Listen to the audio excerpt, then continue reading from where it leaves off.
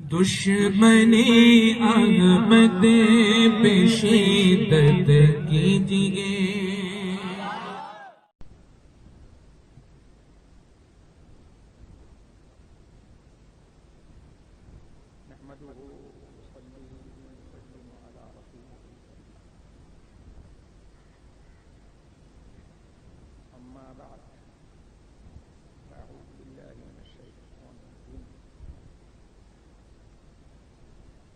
تاب الله على النبي والمهاجرين الذين اتبعوه في ساعة العسرة وعلى الثلاثة الذين خلفوا صدق الله مولانا العلي العظيم.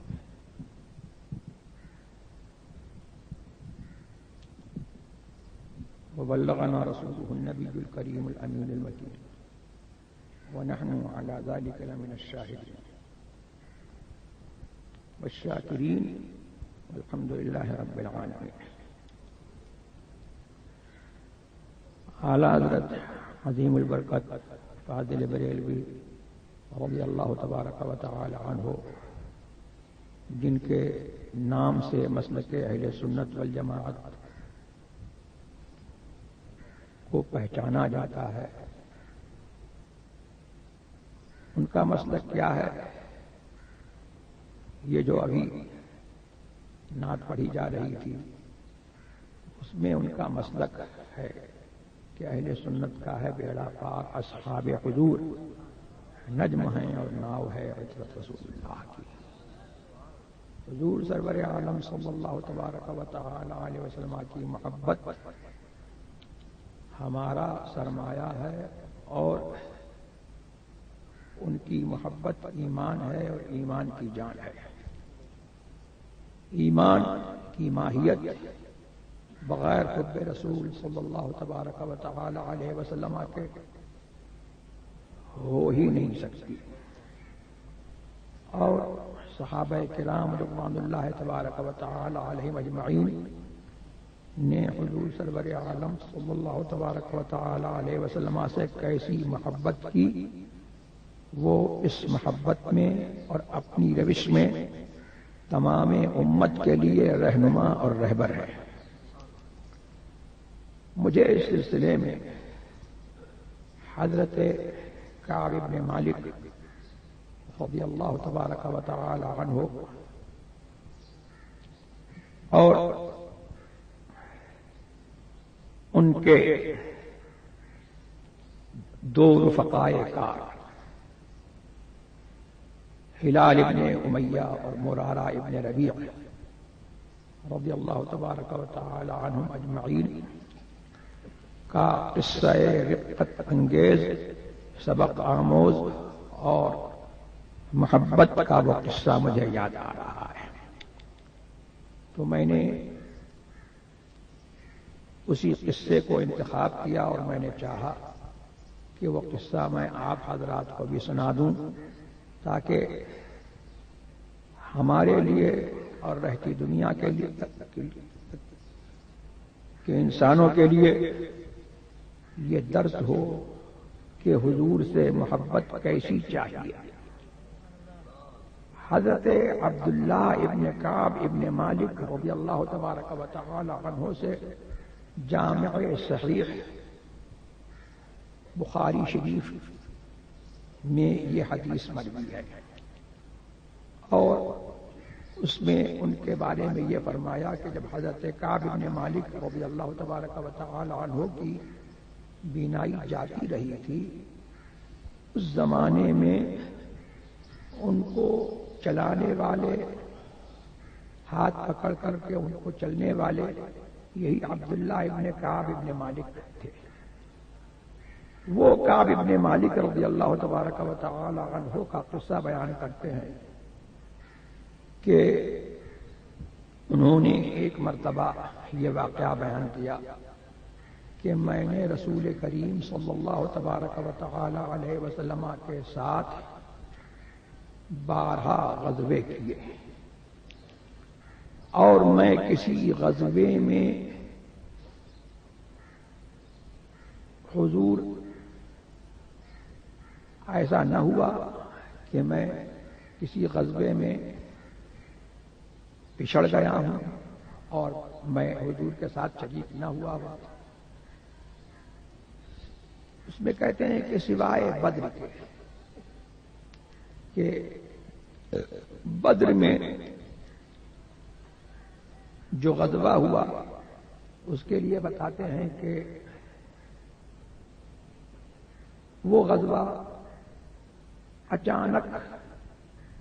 مشرکین اور مسلمانوں کی ایک جنگ ہو گئی اور یہ پہلے سے مقرر نہیں تھا۔ جب حضور سرور عالم صلی اللہ تبارک و تعالی علیہ وسلم مکے سے مدینے میں تشریف لائے اور ان کے ارد گرد حضور کے جانثار مکے سے اور جو حضور کے حکم سے حبشے چلے گئے تھے وہاں حبشے سے مدینے میں آنے لگے اور مہاجرین کا ایک گروہ حضور کے ارد گرد ہو گیا اور انصار کرام مدینے کے رہنے والے وہ بھی حضور کے حلقہ بگوش ہو گئے۔ تو مشرکین مکہ کو یہ فکر لاحق ہوئی کہ اب تو حضور سرور عالم صلی اللہ تبارک و تعالی علیہ وسلم کا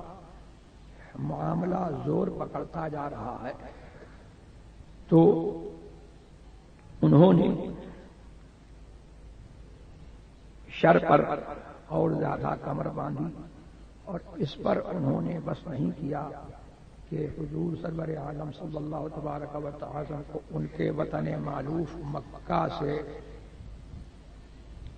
ہجرت کرنے پر مجبور کیا۔ اس پر ان کو صبر نہیں آیا، طرح طرح کی ایذائیں دیتے رہے۔ تو اب جب پیمانہ صبر لبریز ہو گیا تو ان کی تجارت کا راستہ مدینہ شریف سے ہو کر کے تھا، اور جو تجارت مکے والے شام میں جا کر کے کرتے تھے اس کا راستہ مدینہ شریف ہی سے ہو کر کے تھا، لہذا جو تجارت کا سامان قریش کا جاتا تھا اس کو مدینہ شریف کے باہر ایک جگہ پر جس کا نام بدر ہے مسلمانوں نے روکا، اور یہ جنگ بھی جو ہے حضور سرور عالم صلی اللہ تبارک و تعالی علیہ وسلم کا معجزہ ہے کہ بے سر و سامانی کا عالم تھا اور کوئی زیادہ قوت اور بہت زیادہ ہتھیار نہیں تھے اور بہت زیادہ لڑنے والوں کی جماعت بھی نہیں تھی، پھر بھی وہ جنگ ہوئی اور کافروں کو اس میں شکست فاش ہوئی۔ تو یہ ایک اچانک اتفاقیہ طور پر جنگ ہو گئی تھی۔ تو حضور سرور عالم صلی اللہ تبارک و تعالی وسلم کعب بن مالک کہتے ہیں کہ جو اس جنگ میں شریک نہیں ہوا حضور نے اس پر ملامت نہیں کی، اس لیے کہ یہ اچانک یہ جنگ ہوئی تھی۔ اور پھر یہ کہتے ہیں کہ بدر کی جنگ اگرچہ اس کا شہرا لوگوں میں بہت ہے، لیکن مجھے یہ تمنا نہیں ہے کہ لیلۃ العقبہ جس رات میں نے مقام عقبہ میں حضور سرور عالم صلی اللہ تبارک و تعالی علیہ وسلم سے بیعت کی، اس کے بدلے میں مجھے بدر کی جنگ میں شریک ہونے کی سعادت ملتی، اگرچہ یہ بدر کی جنگ لوگوں میں زیادہ مشہور ہے لیکن وہ اپنی اس بیعت پر فخر کرتے تھے۔ پھر فرماتے ہیں کہ سارے غزووں میں میں شریک رہا سوائے غزوہ تبوک کے، کہ غزوہ تبوک میں مجھ سے یہ ہو گیا کہ میں اس میں شریک نہیں ہو سکا، اور حضور سرور عالم صلی اللہ تبارک و تعالی علیہ وسلم کی عادت یہ تھی، غزوہ تبوک سے کعب بن مالک فرما رہے ہیں پہلے کہ جب کسی غزوے کا ارادہ فرماتے تھے تو جہاں جانا ہے خاص اس جگہ کا نام لے کر کے اور اس کو نامزد کر کے نہیں بتاتے تھے کہ میں فلاں جگہ جا رہا ہوں، بلکہ توریہ فرما لیتے تھے۔ اس جگہ کے علاوہ کوئی دوسری جہت بطور توریہ، اور توریہ آپ لوگوں کو معلوم ہے کہ یہ ایک پہلو دار بات ہے کہ جس کا ظاہری معنی جو ہے وہ خلاف واقع ہوتا ہے، لیکن اس کا دوسرا پہلو جو ہے وہ صحیح ہوتا ہے۔ تو حضور نے کبھی جھوٹ نہیں بولا اور نہ کبھی جھوٹ کا قصد کیا، ضرورت ہوئی تو توریہ فرمایا۔ تو توریہ کے طور پر حضور سرور عالم صلی اللہ تبارک و تعالی علیہ وسلم دوسری جہت کا نام لے دیتے تھے، اور اس جہت کا جو منتہا ہے جہت ہے جہاں پر پہنچنا ہے وہاں کا نام ظاہر ہے۔ سوائے غزوہ تبوک کے کعب بن مالک کہتے ہیں کہ اس غزوہ تبوک میں حضور سرور عالم صلی اللہ تبارک و تعالی علیہ وسلم نے کھول کر کے بتا دیا کہ ہم تبوک جا رہے ہیں، اور سخت گرمی کا زمانہ تھا، پھل پک گئے تھے اور سائے گھنے ہو گئے تھے، اور حضور نے یہ کھول کر کے کیوں بتایا؟ کیا کہتے ہیں کہ اس لیے تاکہ لوگ جو ہیں وہ ان کو موقع مل جائے اور وہ اپنے جانے کے لیے سفر جہاد کے لیے تیاری کر لیں۔ تو لوگوں نے سب نے تیاری کر لی۔ کہتے ہیں کہ میں نے یہ کہا دل میں کہ اب میں تیار ہو جاؤں گا، اس کے بعد میں جو ہے جاتا تھا، اور پھر مجھے کوئی حاجت یا کوئی بات ایسی مجھے لگ جاتی ہو جاتی تھی کہ میں تیاری نہیں کر پاتا تھا، اور یہاں تک کہ حضور سرور عالم صلی اللہ تبارک و تعالی علیہ وسلم کا لشکر مدینے سے تبوک کے لیے روانہ ہو گیا، اور حدیث میں آتا ہے کہ لشکر چلتا رہا اور میں یہ کہتا رہا کہ میں تیار ہو جاؤں گا، حضور سے جا ملوں گا، حتی تفارق الغزو، حدیث کے الفاظ یہ ہیں، یہاں تک کہ غازیوں کا قافلہ دور پہنچا۔ غزو جمع ہے یہاں پر غازی،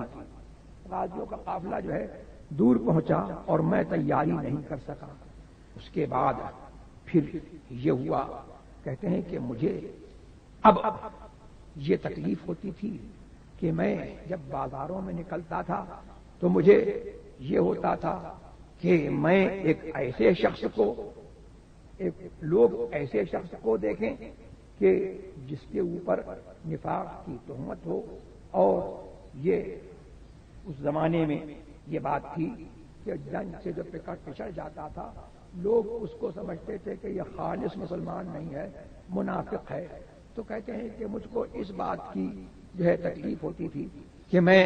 جو ہے دیکھا جاؤں، لوگ مجھ کو دیکھیں اور یہ کہیں کہ میرے اوپر جو ہے نفاق کا گمان کریں یا میرے اوپر نفاق کی تہمت لگائیں۔ اس کے بعد کہتے ہیں کہ حضور سرور عالم صلی اللہ تبارک و تعالی علیہ وسلم وہاں سے فارغ ہو کر کے اب مدینہ شریف کی طرف آنے لگے۔ کہتے ہیں کہ میرے دل میں جو ہے جھوٹے ہیلے بہانے جو ہے وہ آنے لگے کہ میں حضور سے یہ کہہ دوں گا، حضور سے وہ کہہ دوں گا، اور حضور کو اس طریقے سے میں راضی کر لوں گا۔ لیکن کہتے ہیں کہ حضور سرور عالم صلی اللہ تبارک و تعالی علیہ وسلم جب دن چڑھ گیا اور جمعرات کے دن جو ہے تشریف لائے، اور حضور کی آیت کریمہ یہ تھی کہ جب تشریف لاتے تھے تو پہلے اپنی مسجد سے ملاقات کرتے تھے۔ اسی لیے یہ حاجی کے لیے یا سفر سے کوئی آئے اس کے لیے سنت یہی ہے کہ گھر میں جانے سے پہلے وہ مسجد سے ملاقات ہو، اور مسجد میں جو ہے اگر وقت مکروہ نہ ہو تو 2 رکعت جو ہے وہ پڑھے شکرانے کے طور پر۔ تو حضور ہے مسجد میں تشریف لے گئے، اور اس کے بعد اب جو لوگ تھے وہ آنے لگے اور حضور سرور عالم صلی اللہ تبارک و تعالی علیہ وسلم سے وہ معذرت کرنے لگے، اور یہ کہ حضور ہمارے لیے دعائے مغفرت کریں۔ سبحان اللہ، اس وقت کے لوگوں کا جو ہے یہ عقیدہ تھا کہ حضور ہمارے لیے دعائیں مغفرت کر دیں گے اور لب ہلا دیں گے تو ہماری بخشش ہو جائے گی. یہی تو مقام شفاعت ہے، اسی کو تو شفاعت کہتے ہیں. تو اب اس میں مسلمان بھی تھے، خالص پک سچے پکے مسلمان بھی تھے اور منافق بھی تھے. حدیث میں آیا ہے کہ 80 سے کچھ زیادہ لوگ تھے، یہ وہ لوگ تھے جو منافق تھے اور یہ قصدن بغیر عذر کے رک گئے تھے. تو حضور سرور عالم صلی اللہ تبارک و تعالی علیہ وسلم کی خدمت میں حاضر ہوتے اور اپنے ہیرے بہانے ذکر کرتے اور حضور سے استغفار کا مطالبہ کرتے کہ حضور ہمارے لیے استغفار فرمائیں. تو حضور کو اللہ تبارک و تعالی کی طرف سے یہ حکم تھا کہ آدمی کے ظاہر پر جو اس کا ظاہر ہے، ظاہری حالت ہے، اس ظاہری حالت کو قبول کر لو. جانتے تھے کہ اس کے دل میں کیا ہے، لیکن اللہ کی طرف سے حکم تھا کہ ظاہری حالت کو قبول کرو. تو ظاہری حالت کو حضور نے اس حکم کے مطابق قبول فرمایا اور ان کے لیے جو ہے ظاہری طور پر دعائے استغفار فرما دی. لیکن ہمارے سرکار ابترار جناب احمد مجتبی محمد مصطفیٰ صلی اللہ تبارک و تعالی علیہ وسلم کو یہ خصوصیت بھی دی گئی کہ اگلے بعض انبیاء کرام کو یہ حکم تھا کہ وہ ظاہر پر نہیں بلکہ اندر جو اس کے دل میں جو دل کی جو حالت ہے اس کی باطنی حالت پر وہ اس کے باطنی حالت کے مقتضا پر عمل کریں اور اس کا حکم لگائیں، اس پر حکم لگائیں، اس پر فیصلہ کریں. تو ہمارے سرکار کو یہ خصوصیت بھی دی گئی. اب یہاں پر ان کی تو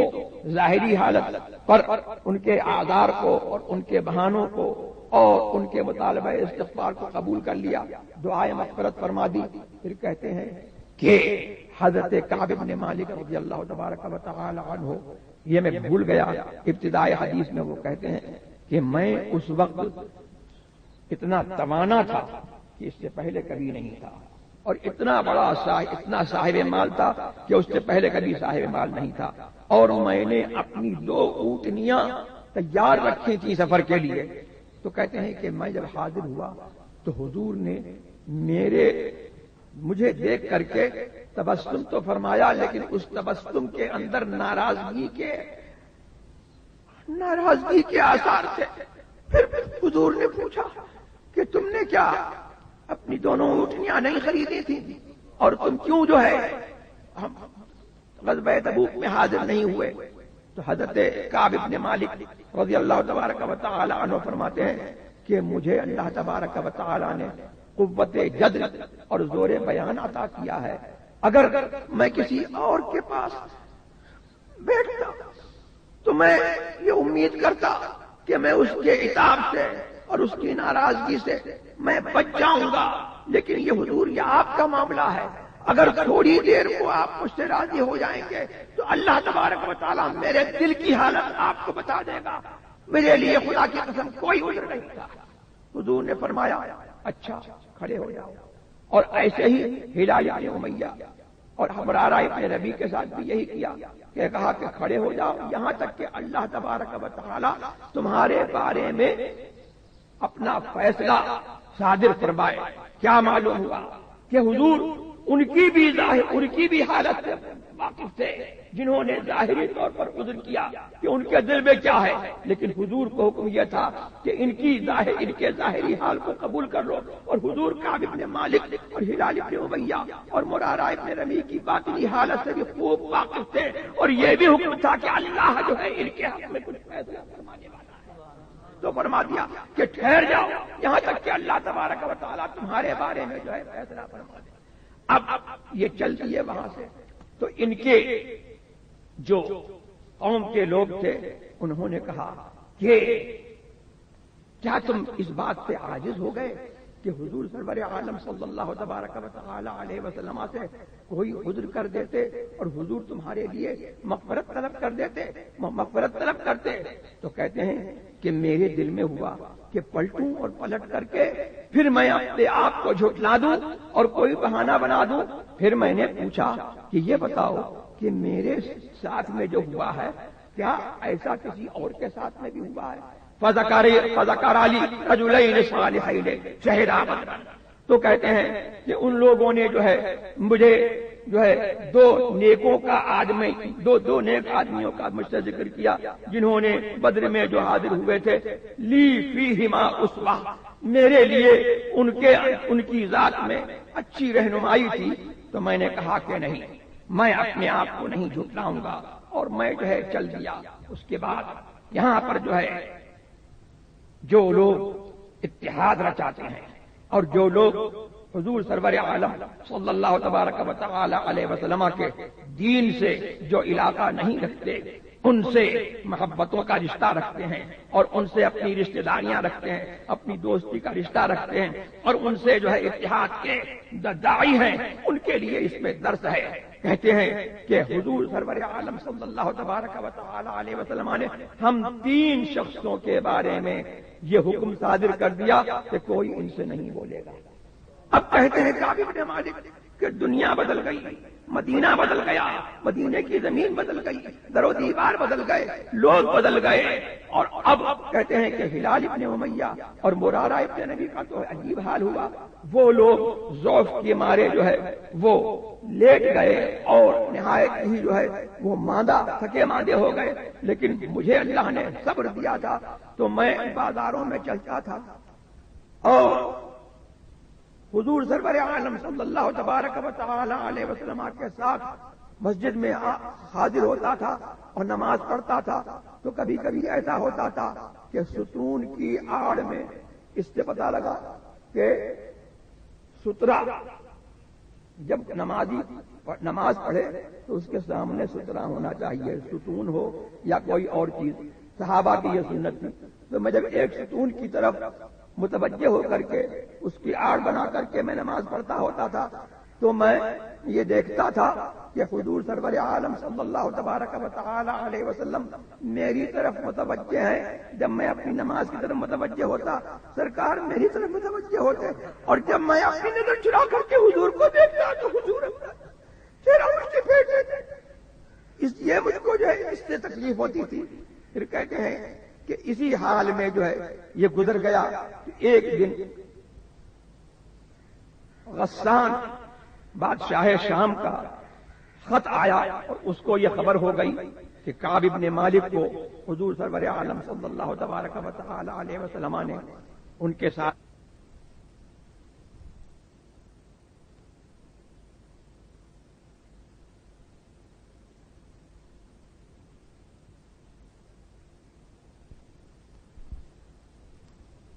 مالک جا رہے ہیں۔ وہ دوڑا دوڑا میرے پاس آیا اور مجھے اس نے جو ہے وہ خط دکھایا، جس خط کے اندر یہ تھا کہ ہم نے سنا ہے کہ تمہارے صاحب نے، تمہارے مولا نے، محمد الرسول اللہ نے صلی اللہ تعالی وسلم تم کو چھوڑ دیا ہے، اور تم کوئی جو ہے ایسے نہیں ہو کہ تم جو ہے رائگاں ہو جاؤ، ضائع ہو جاؤ، ہم سے آ کر کے تم مل جاؤ، ہم تمہیں عزت دیں گے۔ کہنے لگے کہ مصیبت پر یہ مصیبت ہے،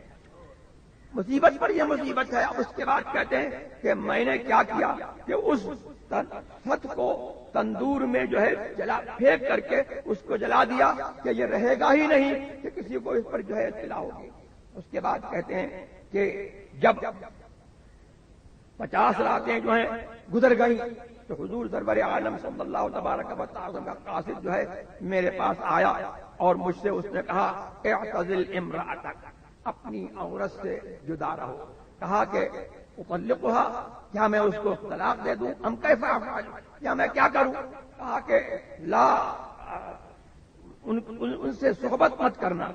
اور یہی حکم جو ہے ہلال ابن امیہ اور مرارہ ابن ربیع کو بھی کہلوا بھیجا۔ اس سے کیا پتا لگا کہ صحابہ کا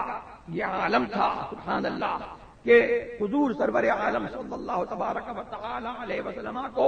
اپنے معاملات کا، اپنے ذاتی معاملات کا، اپنے نفس کا، اپنے جان کا، اپنی بیوی کا، اپنے بچوں کا، سب کا مالک سمجھتے ہیں۔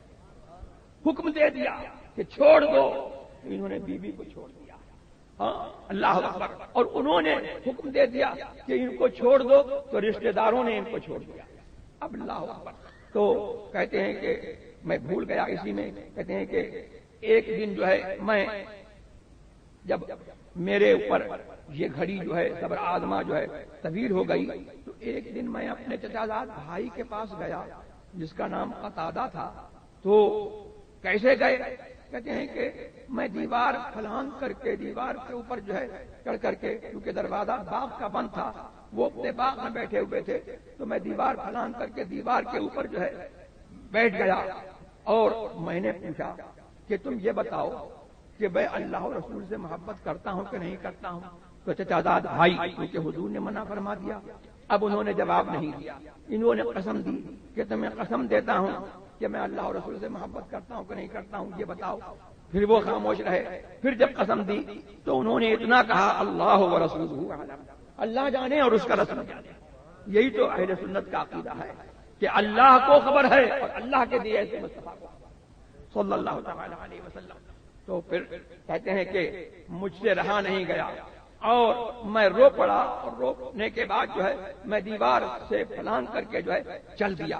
اور اتنے میں جو ہے یہ ہوا کہ مجھ سے یہ حکم دیا گیا کہ میں اپنی بیوی کو چھوڑ دوں۔ اس کے بعد کہتے ہیں کہ اسی حال پر جو ہے ہم لوگ رہے۔ تو حضرت مرارہ ابن ربیع یا ہلال ابن امیہ کی بیوی حضور کی خدمت میں حاضر ہوئی اور فرمایا اور عرض کیا انہوں نے کہ حضور، یہ میرا شوہر یہ تو نہایت ضعیف آدمی ہے اور کوئی اس کا خادم نہیں ہے کہ اس کی تیمارداری کر سکے، اس کی دیکھ ریکھ کر سکے، تو میں کیا اس کی خدمت کر سکتی ہوں؟ تو کہا کہ ہاں خدمت کر سکتی ہو، مگر یہ کہ تم سے صحبت نہ کرے۔ انہوں نے کہا کہ ماں بھی قلبۃ، ان کے اندر تو حرکت ہی نہیں ہے۔ خیر، حضور کے حکم سے جو ہے انہوں نے ان کی خدمت کی۔ کہتے ہیں کہ جب اسی حال میں جو ہے ہمارے اوپر جو ہے 50 راتیں جو ہے گزر گئیں، تو ایک دن میں اپنے صبح کو اپنے مکان کی چھت پر بیٹھا ہوا تھا کہ پہاڑ جبل صلع سے ایک شخص نے جو ہے مجھے آواز دی، ابشر یا کعب بن مالک، اے کعب بن مالک،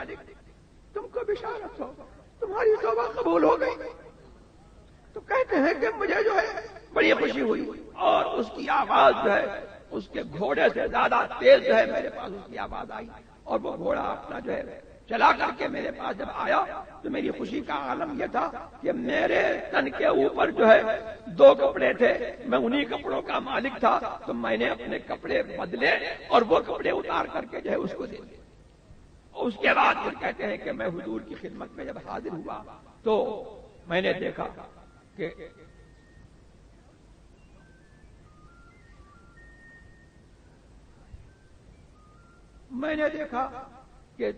فوج در فوج لوگ میری طرف جو ہے بڑھ رہے ہیں اور کہہ رہے ہیں لیتا ہے نقل توبۃ اللہ علیک، اے کعب بن مالک، اللہ نے تمہاری توبہ قبول کر لی، تمہارے اوپر اپنی رحمت سے رجوع فرمایا، تم کو یہ مبارک ہو۔ تو اس میں روایت میں لتہنکا بھی ہے اور یہ جو ہے لتہنیکا بھی ہو سکتا ہے، اور یہ مختلف طور پر جو ہے یہ پڑھا جا سکتا ہے۔ تو کہتے ہیں کہ اور مجھ سے میرے لیے جو ہے ایک صحابی کا نام لیا مہاجرین میں سے کہ وہ میرے لیے کھڑے ہو کر کے انہوں نے میرا استقبال کیا، میرے لیے کھڑے ہوئے، کہا کہ میں ان کے لیے جو ہے اس بات کو میں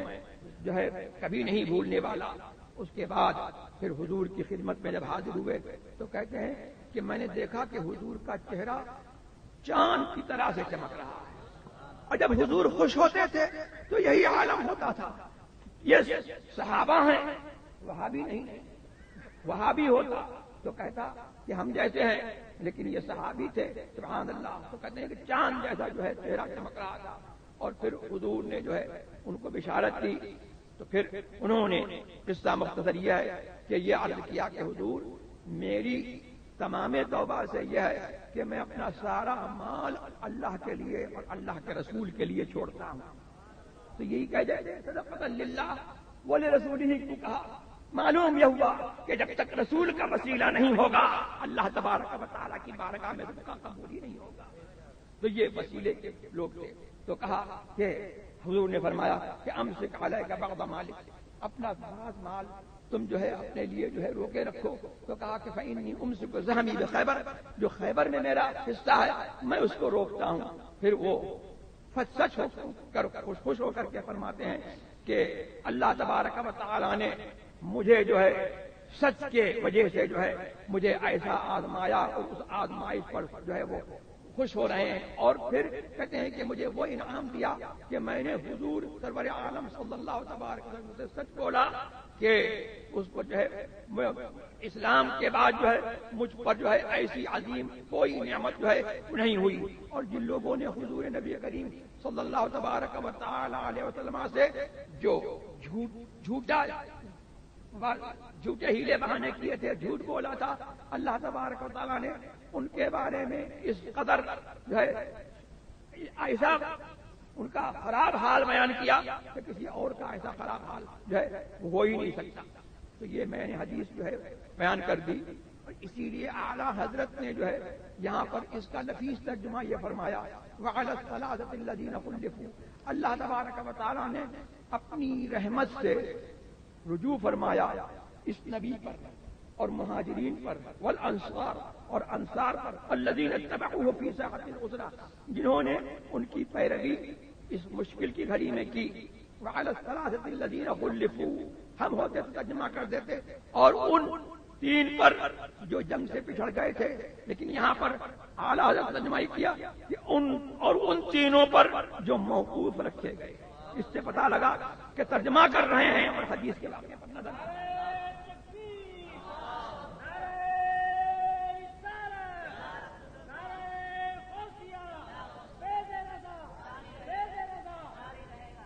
تو حضور سرور عالم صلی اللہ تبارک و تعالی سے محبت اور محبت کا رشتہ جو ہے اس طور پر ہونا چاہیے. اور صحابہ نے ہم کو یہ درس دیا کہ ایمان جو ہے وہ الحب للہ والبغض للہ. ایمان جو ہے اللہ کے لیے اور اس کے رسول کے لیے محبت کا نام ہے،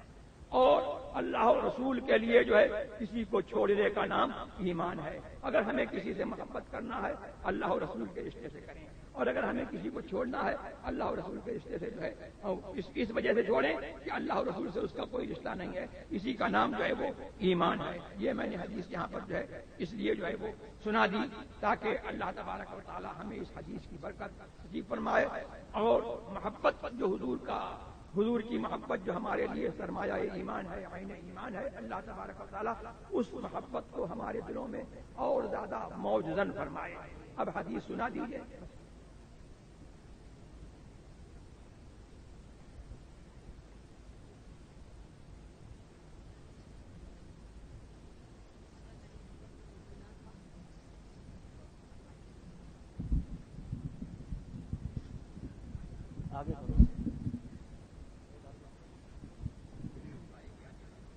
حدثني محمد بن مسنى قال حدثنا حسين بن الحسن قال حدثنا ابن عون النافع عن ابن عمر قال اللهم بارك لنا في شامنا وفي يمننا قالوا وفي نجدنا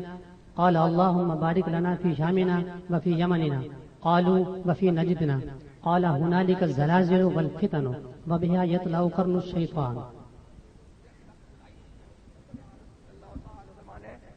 یمن کے لیے اور شام کے لیے جو ہے دعائیں